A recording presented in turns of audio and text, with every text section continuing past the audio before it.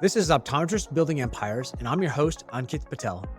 Each week, we'll explore the journey of multi-practice ownership and leadership in optometry. Join us for insights and strategies from the top minds in our field. This show is sponsored by My Business Care Team. My Business Care Team helps your office increase revenues, reduce costs, and reduce staffing headaches. Let's build your empire together. Today's guest is going to bring us a unique perspective.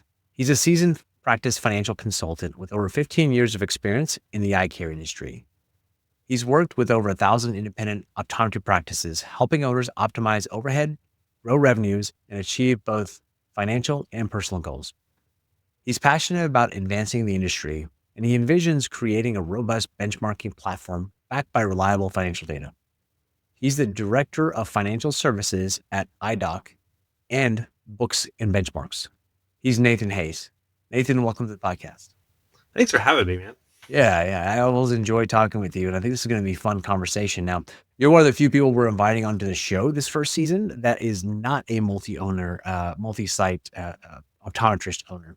And so, since you are here, you're usually here because you can add value to that perspective. And so, let's kick it off there. You know, you work with a lot of doctors. What do you see as some of the things that make successful multi-location owners? Like, what do you see as some of the common traits there? Yeah.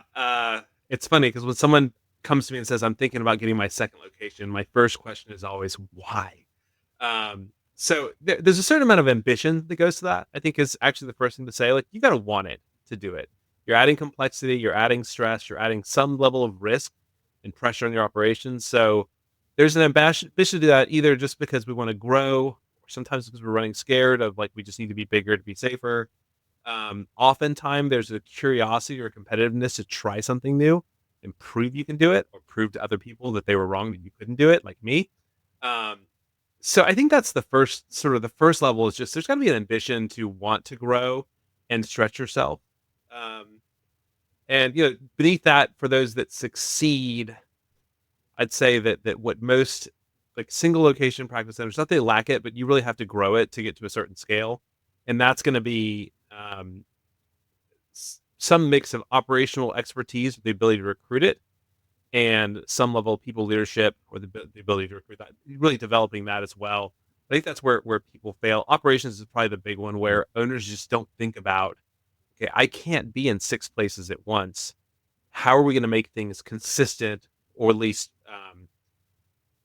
what's the word? Competent across 6 locations. Because some practices, I talked to an owner today who's just gotten a second location and wonderful, one of the most remarkable first locations I've ever seen. And it's like, okay, how do we replicate that model? How do we get a new patient base? Can we do that? Other owners, start with one location, want to scratch a different itch, different patient base, different model. And so they're wanting to try different things. And so it kind of depends on what the owner wants to do. But there's a level of competency and operations that have to come into play if you're gonna make that work.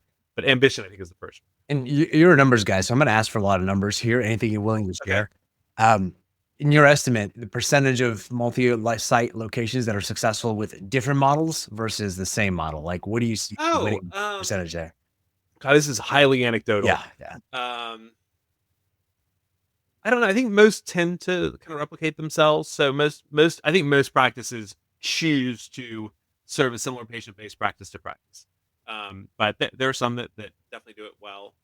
If you think about extremes in this, you maybe have a town that's a very mixed population. You want to have one location that's optimized for Medicaid and like a high throughput, high flow practice, seeing a bunch of kids. And then you might have another part of town that has more middle income or upper income where you want to focus on more full scope eye care, high end optical, sort of that model. There's some pure medical models. I actually worked in the practice in, I want to say it was New Hampshire, where they had like a high end optical, a pure medical, a Medicaid. They kind of did everything and did it fine. Like, I mean, they really leaned into, we're going to optimize these different locations to serve different populations. Other practices I work with, like, hey, we just serve everybody and make it work. So I don't have a percentage for you there, but I think it's really what the owner wants to accomplish and what they're comfortable with. Well, I got to think, if you have different business models, you have to have different types of employees, different processes, different systems. different. Like if you're running a Medicaid or medical model, it's very different than high-end optical boutique. Yeah, And all yeah. this. It keeps people sharp. And sometimes, like if you have Medicaid's always interesting to me, and I think we have a mutual friend who has the best Medicaid practice I've ever seen. He'll remain nameless, but look for the mustache is my advice. If you're looking for him, um, he that model you can let me back up. He started that practice because he wrote a Donald Trump book that said, "Go figure out who no one else wants to serve and serve them." And so in some ways, it's a hard way to practice optometry because you're seeing a kid every 8 minutes. It's a beautiful way because you're caring for the least of these in your community. But having multiple sites actually be a relief because if you're an OD working for this practice, you may not want to grind through 40, 50 kids a day every day of the week. And so to have a change of pace where, no, we're going to see 20 patients or 15 patients one day and just say, hey, I'm going to put my Medicaid day, I'm going to do the work. It's going to be crazy. And then I'm going to go do other things. I think that there's a way that diversity can actually be a blessing. Interesting. Yeah, I like that. And what do you see are challenges that people don't know or don't maybe that, yeah, I've heard of this, but it won't be me kind of problem. What are some of the common pitfalls you see when you go from one to multiple locations? Building a management depth bench of managers and the title manager and for the audience, most of my experience of working with single, maybe 2-3 location practices. So that the audience for this podcast, I've worked with some of you, but most of you are not my sort of bread and butter. So this will be either a reminder and a pat on the back for things you've accomplished, or maybe some things you need to brush up on to make sure you don't fall behind in where you are. And again, I've worked with 5-6 location practices that are thriving. I've worked with 5-6 location practices that are not. But I think across most practices at the smaller end, the term manager is applied really liberally in this space. And so like we'll just sort of give someone the title because they're the most senior without thinking about a job description or what's required there. And either do they bring something to the table from an operational expertise standpoint, or even more important, can they lead, manage, hold people accountable in a way that doesn't blow up my culture along the way? Yeah. So, the best advice I have in that is a thrive. Most will try to max out the first location, or at least get it to a multi-doctor, some sort of scaling where it's not the doctor carrying the whole load. Like they've replicated themselves, at least from a clinical standpoint. They've built out a team. They built it up to where it has a manager. So, and it has a cash flow. So we can take on some risk and take a hit to our income year one of either acquiring a new location or starting it cold. They have some robustness. And often what's forgotten along the way is that thing has to be self-managing because your attention is going to be dragged to this next location. And that's just amplified each location you add. Again, granted, like the second kid's always harder than the third, but there's still that, you're adding complexity every time you go. Yeah. And pressure on team and pressure on your clinical coverage. So all those things come into play. Interesting. Well, let's talk. I want to get your financial perspective on this. So, a manager, do they have, in your mind, do they typically have P&L responsibilities, or do they manage like financial at that level, or is it just metrics that they keep track of? What do you see successful? I always hasten to say this is optometry, so normal, I don't know. I think for most practices, if you think about the P&L and what people control, so start at the top line, like revenue, everyone can impact that, from front desk schedules, keeping the schedule full, to opticians selling through eyewear, billers, making sure we get paid for what we do, tax work and patient service. So we can all affect revenue, even if the manager is just a traffic cop to make sure everyone else will be effective. Like everyone has a impact on revenue. Cost of goods sold, now we really start to skinny the field of who's responsible for that and can impact it. So either some opticians, maybe a manager with oversight will have that, but that now we're really skinning the field of how many people can impact that. Payroll, most practices, the owners are going to have pretty tight control over hiring. Certainly the scale of practice you're at, maybe a lead manager, but probably not per location is going to have control of that. Going down the P&L, occupancy is almost always going to be an owner's choice in terms of where they locate themselves. Equipment investments is going to be an owner choice. Marketing spend is minimal, so who cares? And even aggressive practices, it's we're talking 1-2% of revenues going to marketing at most, maybe 4 on the outside, and that's pretty rare. And then G&A is sort of stuff you have to pay for, toilet paper, software licenses, and it's not a ton. So from a managing to the P&L, maybe like a controller role, maybe if you have sort of a CFO role at a large practice, you'll have that. But I think most managers are much more operational and HR, people leadership in their orientation. Again, maybe different practices may shape it out to where one person is managing people, one person's managing process. Maybe one person's a jack of all trades per location, depending on how you go. And I think there's a push pull in an ideal world. You're letting job descriptions and businesses drive your hiring for that, and the who you put in those seats. Also, who you get for those seats can affect how you structure the business, just in terms of how hard it is to source good employees. Yeah. Yeah. People, we're a people business. Is what I tell folks, right? It's a service business and a people business.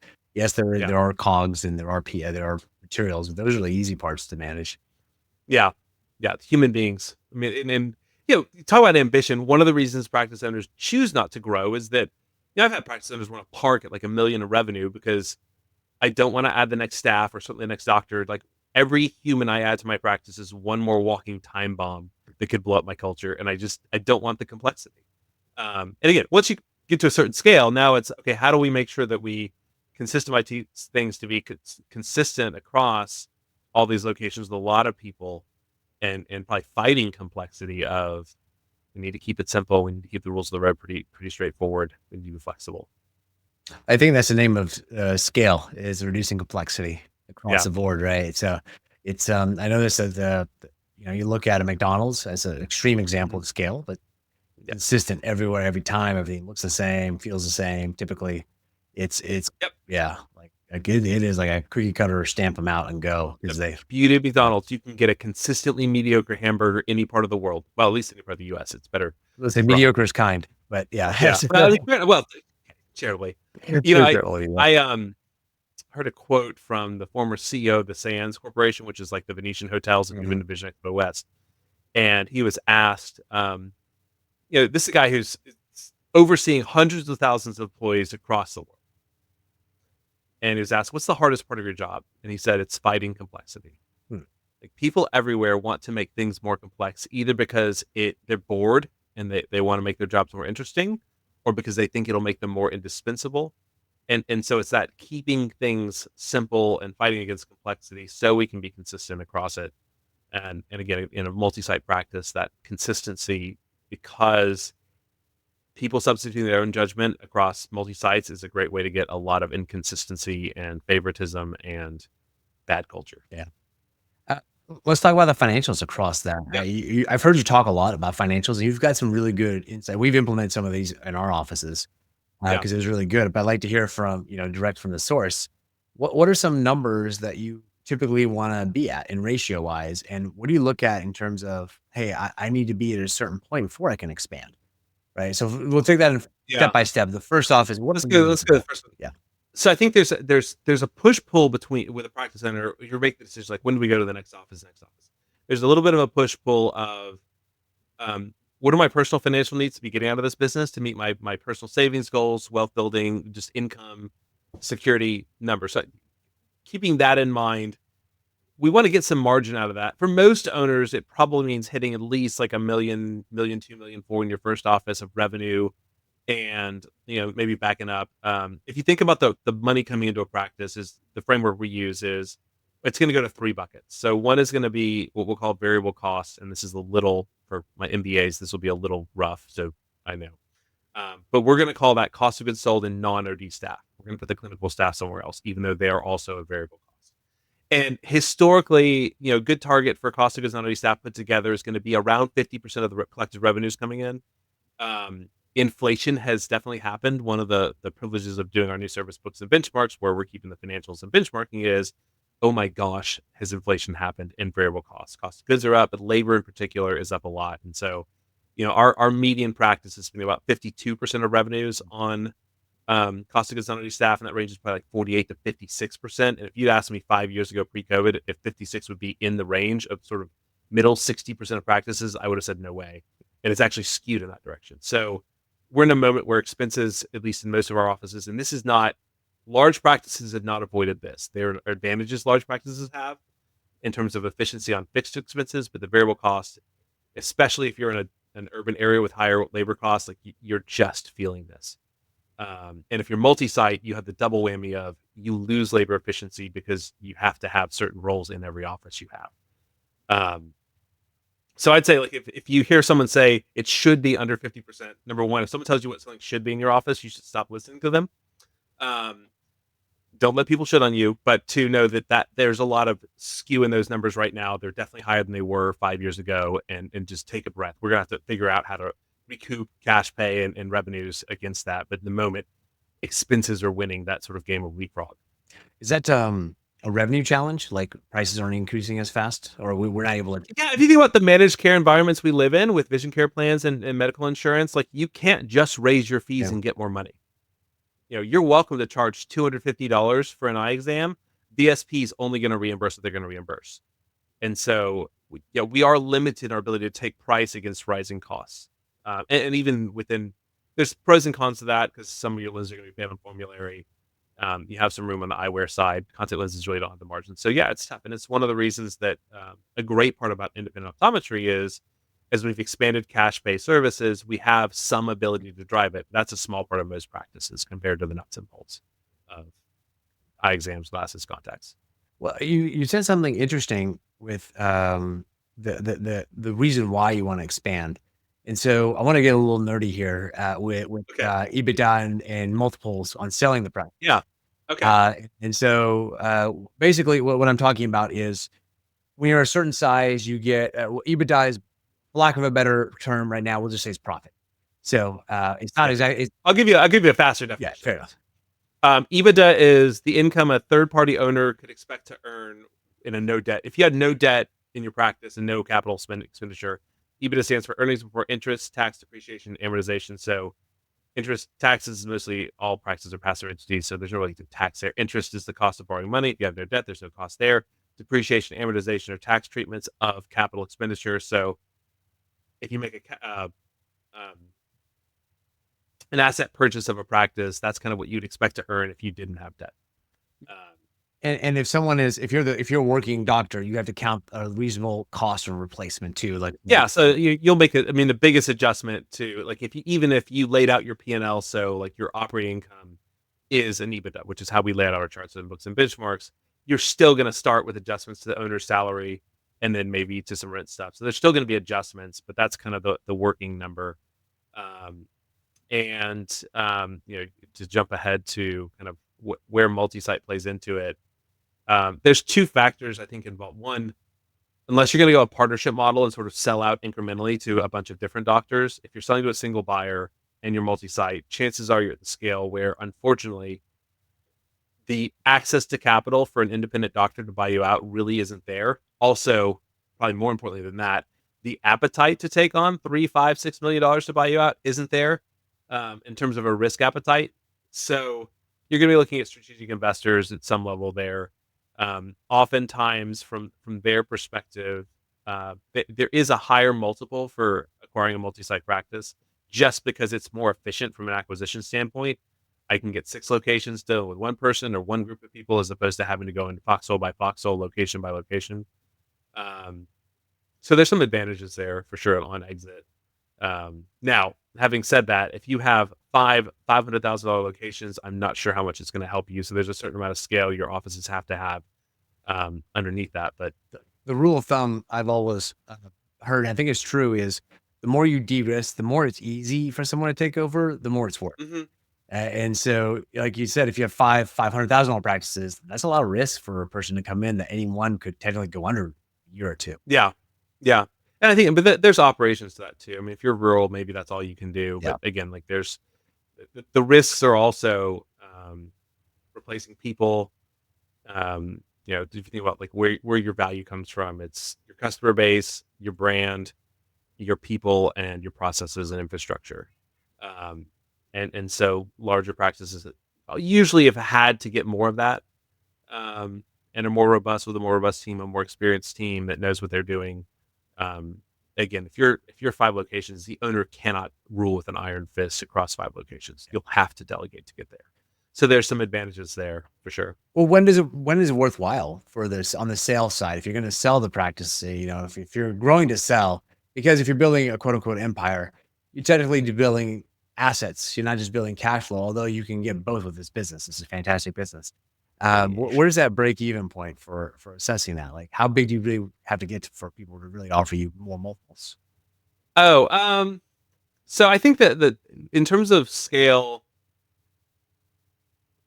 once you start pushing past $2 million in revenue, and this is even a single location practice, I think like your multiples start to be a lot more than you would get selling to an individual doctor. You're also getting the range where an individual doctor is not going to buy you. So it matters. And maybe for some context, if we're talking multiples of earnings, the historical norms for private doctor buying out private doctors, probably 3 to 5 times earnings is kind of the range they'll pay. Private equity right now is probably 5 to 7 times earnings. In the heyday, 3-4 years ago, it was like 7 to 9, maybe 10 in some cases, times earnings. So, there's, and think about it from the strategic investor, that PE and buyer's perspective. They're paying based on what they expect to get out of owning the practice. So a single doctor is just going to run it like you did and have the same benefits. These private equity investors are expecting, one, they know that by going from 5 locations to 150 or 250 or 500, the risk is just lower because you're spreading across all those locations. They generally assume that they're going to be better at running their practice than you. I think that's debatable, but that's the assumption they take going in. And the other assumption they've had, which we'll see if this is borne out, is there's going to be some bigger fish up the food chain that'll buy them out. So if they're paying 5 to 7 times earnings to you, they're going to get 9 to 12 times from someone else.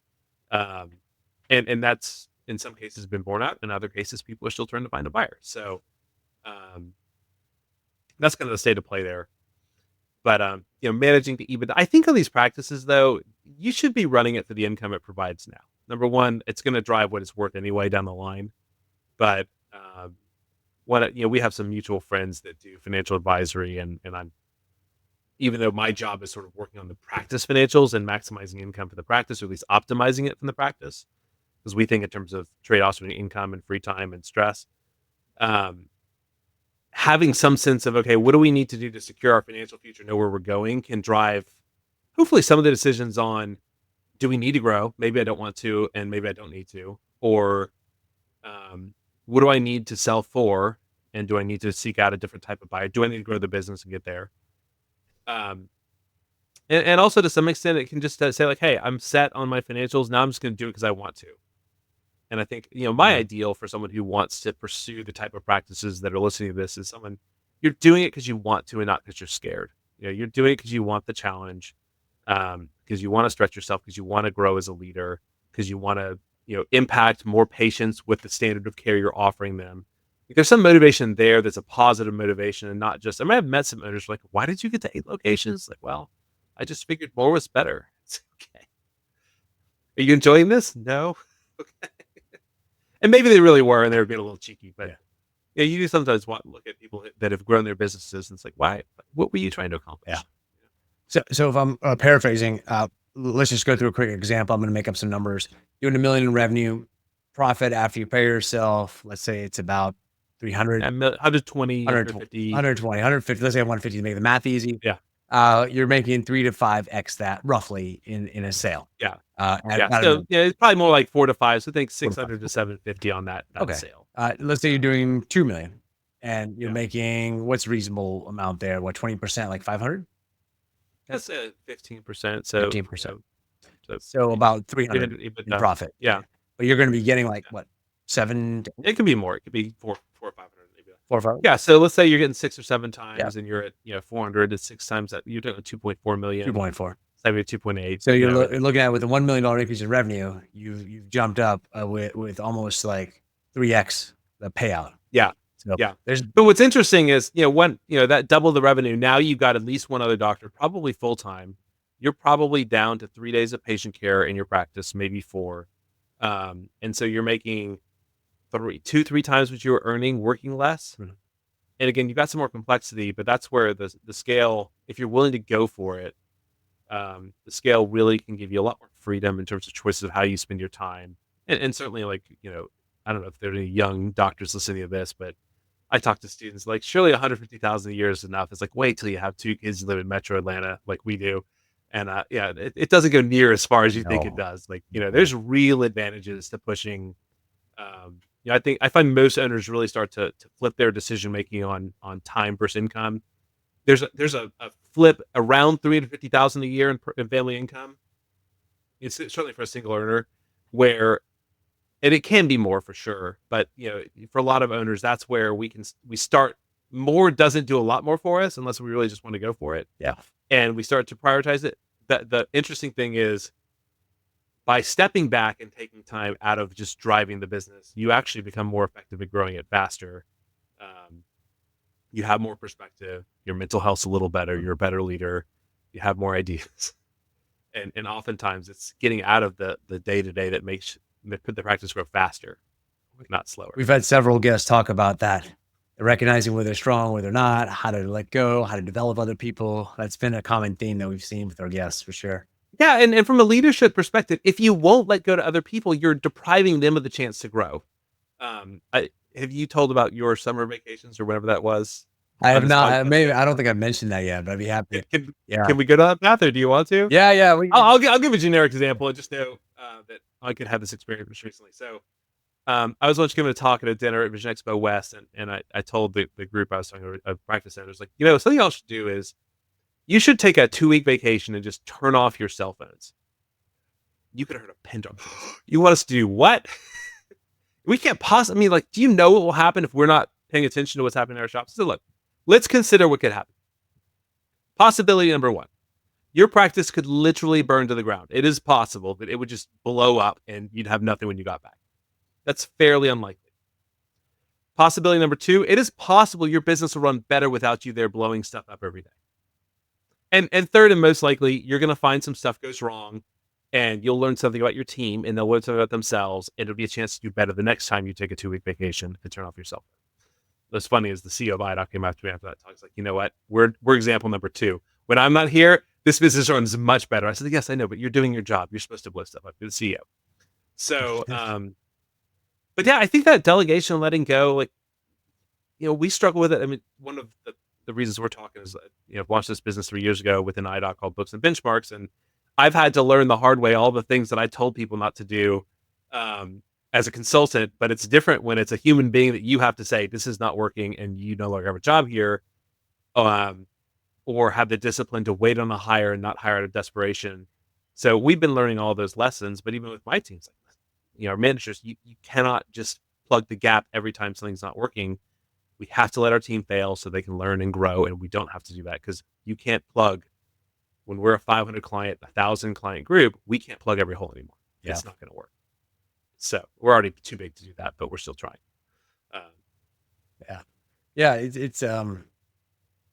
It's the people, right? That's consistent theme, but everyone takes a slightly different perspective around it. But I really appreciate the emphasis. I don't know if we folks really. I think at some point, folks they forget what they even learned, right? About how to manage the books, how to manage the numbers, just basic. Hey, blocking and tackling is also important, and don't forget. Yeah, and coming back to it, because we didn't really close the loop there. So 50%, give or take, is going to variable costs, cost of goods on staff. Most practices, and with the larger practices we work with, it's lower than I would have thought. But let's say between 15 and 20% of revenues, maybe even 12 to 20%, are going to fixed expenses. So that'd be things like your occupancy costs, your equipment costs, which are usually on the balance sheet, so not hitting the P&L, marketing, and just G&A stuff. Larger practices at scale, and this is important, per location at scale, will tend to have lower fixed overhead, because the biggest predictor of a high net practice is less how well we're managing cost of goods. In fact, cost of goods is it's the easiest thing to fix, but it's also probably the most predictable expense. Labor's much more variable. I mean, cost of goods is just, what did we sell? Did we mark it up enough? Did we get paid? And cost of goods is just going to happen based on that. Your staff is one piece, but your ability to drive more revenue through a rent expense that doesn't change depending on how busy you are, that's where profits pick up. More efficient with equipment as it's paid off, more efficient with your software's licenses spread across stuff. That's an area where multi-site practices can get not necessarily multi-site. Multi-site puts more pressure on that because you have multiple rents that have to get to a certain scale. But scaled businesses will tend to be more profitable on that front. And then we define practice net as all the pay to all the doctors, regardless of ownership, and like that EBITDA profit earnings, just so we can make apples to apples comparisons across practices. and especially owners, you often know this, that you may be organized in such a way as an LLC or sole proprietorship where you can't take a salary through the business, and so EBITDA is going to look higher. Others of you may be funding a profit sharing plan or a SEP or a cash balance plan where your salary needs to be really high to meet the tax requirements to make that make sense. And so you might be taking double or triple replacement costs for yourself. So EBITDA is not a great benchmark because it's just, for a lot of good reasons, it's all over the map. But if you look at all the doctor pay and EBITDA put together, that's going to cluster around like 32% of revenues. Probably the range is, call it 26 to 38% for most practices. And again, the big variable there is at some level it's scale in the business and efficiency with your people. But the other one is just where do you live and work? If you're a rural practice where, believe it or not, there's still places where the cost per square foot is $8, $10 a foot, and labor is still $11 or $13 an hour. You know, if you're super rural, that's going to make it a lot easier to make a lot of money. If you're in downtown Manhattan, there's just going to be different pressures on your business from a profitability standpoint, and it runs the gamut there. And so, geography, it's not like state to state, but like if you're downtown New York, Chicago, San Francisco, your expenses just look different. Well, let's talk about that a little But bit. What are strategies you give folks to manage the rising labor cost? And I obviously, oh my man, business you set yourself yeah. up here. Well, it did not. Obviously, my business care team. I have folks that can help and support. But So I think yeah, yeah, what are other ways? especially for urban practices where, and it's not just that labor is expensive, but it's also that you only have so much space because space is expensive. And so one of the things I'd say is we want to focus in those cases on everyone who's in the practice physically is probably going to be paid pretty well because of where they live and work, and also the roles they have to play being patient focused. And so be thinking about what you can get out of your business, and whether that's remote work or offshore with my business care team. But um, the advent of outsourcing has been a real boon for practice. And it's two things. I mean, one is coming out of the pandemic, the labor market went away, and there was no one to hire. And even today, if you're going to hire, just because the person's there doesn't mean that you actually want them working on your team. So there's pressure on wages. There's talent issues. I mean, I'm from Vicksburg, Mississippi. My dad ran a business there. And nothing against Vicksburg, but like it didn't matter how much you raised your opening bid. The talent wasn't there for certain roles. And that's where you may look to outsource as well. But certainly as urban practices, to be able to find competent labor at a much more reasonable cost, and save the space in your office for people who are focused on the patients in front of them, I think is a real boon. Right. I don't think we think about the space as much. The space is a in good this insight world, because the space is one that people forget. Like if yeah. you're spending $40 a foot, $45, $50, $60 a foot, that every square foot is precious. And do you really want to eat up that space with staff that could be out somewhere else? Yeah, it's interesting. We were doing the same at Classic Vision Care, our offices. We were doing the same amount of revenue with 14 people in the offices. Now we have like 6. Yeah. It definitely makes a big difference in terms of bodies, computers, everything, right? We have plenty of space, but rent is getting expensive where we are in the Atlanta area. So yeah, it's something we definitely consider. Yeah, suburbanites are even feeling the pressure. Yeah, exactly. So let's I want to shift gears a little bit. Okay. Tell us your story of how you got into optometry and why it feels so important to you. I know whatever you want to share. That's fine. Yeah. So I grew up the son of NOD. My dad's Dr. Jerry Hayes. When he finished optometry school in 1973, he opened a practice in Vicksburg, Mississippi, where I was born. And a little bit of his story is, as he was building his practice, he started finding stuff he needed and building businesses around that. So his first business was a marketing company selling recall cards and like postcards and stuff. So all my friends in elementary school thought my dad owned a pencil factory because we had all the cool screen pencils that didn't work out, and we had the best designs, the Lisa Frank pencils and all that. Never planned to go into the family business or into eye care. He was growing up in another buying group out of HMI buying group when I was coming out of my first job post college, and he get someone to call in optical labs and thought, well, Nathan could do that. And he thought that can't be right. So he slept on it. The next day, the same thought popped in his head, that can't be right. So he slept on it again and eventually ended up working for him. So I started calling on optical labs in a buying group. So actually selling against IDOC and get my clock clean, frankly, for years. And over time, one of the other things my dad had done was he had a consulting business where he had more or less written the book on overhead and profitability. So I'm standing on his shoulders with what we're doing, but he was tired of talking to doctors. And so within our businesses, I took over his consulting, and and built on that. So I spent about 8-10 years really working with practice owners on looking at overhead profitably, making strategic decisions. And a lot of it is just most owners intuitively know what their businesses need. But when it comes to hiring the next staff, moving to a bigger space, hiring another doctor, there's always that fear of, I'm going to spend this money. Is this the right decision? And what I've learned is bringing metrics into play that say, yeah, the numbers say you're due for more space.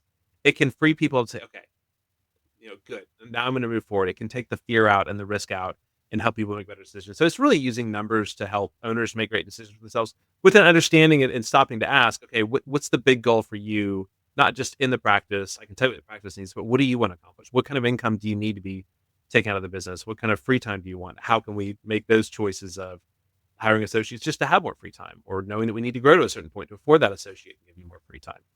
Um, and then, one of my goals, because my dad was the computer behind books, not books, the MBA report that Esler and Seba put out in late aughts, early teens. But that stopped collecting data in 2012. So we really don't have a publicly available data set for overhead and profitability since then. And one of the things we just intuited based on his experience and mine is, if we were going to produce benchmarks for optometry practices, we had to control the books. I've had enough doctors try to tell me what their numbers are. Their P&Ls are, take your stock QuickBooks format, revenue, cost of goods, alphabetize everything, payrolls in one lump sum. It's just, there's no telling where the money's going. Yeah. And so we are now serving about 170 practices on a single chart of accounts. We're pulling benchmarks out of there. And it's been great because we've been able to, certainly for practices that feel, can I say, shooted upon by stuff they've read elsewhere, to say, no, what's normal actually is inflation's absolutely there, and just take a breath. Your expenses are high right now. So are everyone else's. And we're going to have to figure it out. But, just take a beat there, understand where things are, and seeing other things. Like, we're seeing labor efficiency is more efficient than it was as we run like revenue per non-OD staff. And some of that's pulling staff out of the practices. Some of it's just out of necessity. When space is more expensive, believe it or not, practices in Manhattan, New York, make do with less space than practice than Manhattan, Kansas. Where labor's expensive, you just have less staff and you figure it out, or you outsource something, or you build systems to deal with it. Yeah. And so as stuff's gotten more expensive, practices have made do with less. But that's been the journey. And for me, building this business has been hiring some good people, making a lot of misses on hires, and a lot of what you help owners with in your business is like, how do we find the right people, train them up, be consistent, build systems. And I'm more of a strategy, just sort of seagull consulting. If you know what it means, you know what it means kind of guy. And so it's been a growth experience for me to get in the trenches and have to hire well, make decisions, leave a team, fire, all those things. It's been just painful, but necessary. So, and doing is a lot harder than consulting. I remember doing it really is, but it's been really rewarding. And again, all the, I was laughing with someone today, like, on paper, things look like a great idea, and then executing them is just, it's a completely different experience. And it's great. It's rewarding, and we're very proud of what we do. And we have a lot of growing to do still, and learning. And we've grown a lot along the way. Well, good. Well, so Nathan, where can people reach you if they want to reach out and learn more about you or your company that you're with?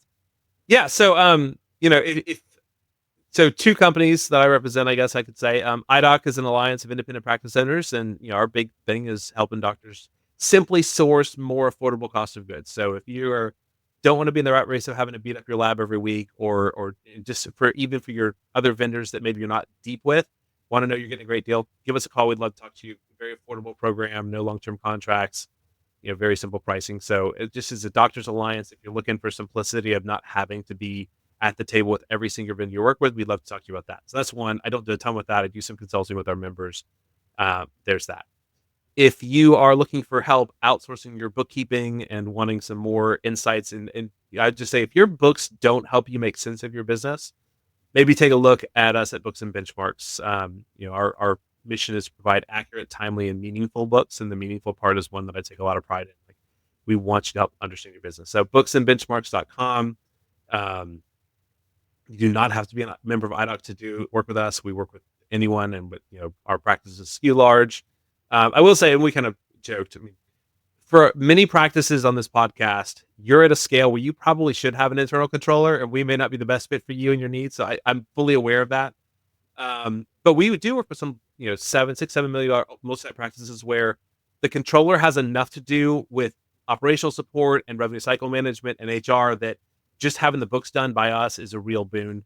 And again, we'd love to have those conversations with you and entertain that. And again, provide just some data inside of how you compare and maybe pat yourselves in the back for how much bigger you are than everybody else. That's good. And still see growth and profitability options there. And we'll put those notes in. We'll put the contact information in the show notes for everyone to connect with you. Yeah. Thank you for that. Yeah, of course. So, and thank you. So thank you again, Nathan, for joining us. It's been a good show. It's my pleasure. Thank you. I always enjoy talking to you and think a lot of what you're doing at my business care team. And my personal favorite is what you're doing with AI to help streamline systems. So I enjoy seeing your success and hearing about it every time we get together. Oh, I appreciate that. It's going to be dramatically different this year. So we'll do another podcast about that at some point. I'll interview you that time. Yeah, fair enough. And thank you, audience, for listening. If you learned something, laugh, please subscribe and share the YouTube video if you're watching on YouTube or the audio podcast if you're listening to us. Thank you again, Nathan. This has been another exciting episode of Optometrists Building Empires, and we'll see you next time. That's a wrap on another episode of Optometrists Building Empires. Thanks for joining. For show notes and more, visit buildingempires.live. This show is proudly sponsored by My Business Care Team. My Business Care Team was born out of staffing challenges my wife and I faced together, managing multiple optometry locations. We refined our approach at Classic Vision Care and now offer our expertise to others. If you're experiencing challenges with staffing and you'd like to set up a discovery call, we'd be happy to help you and connect you with the right resources. We'll see you next time.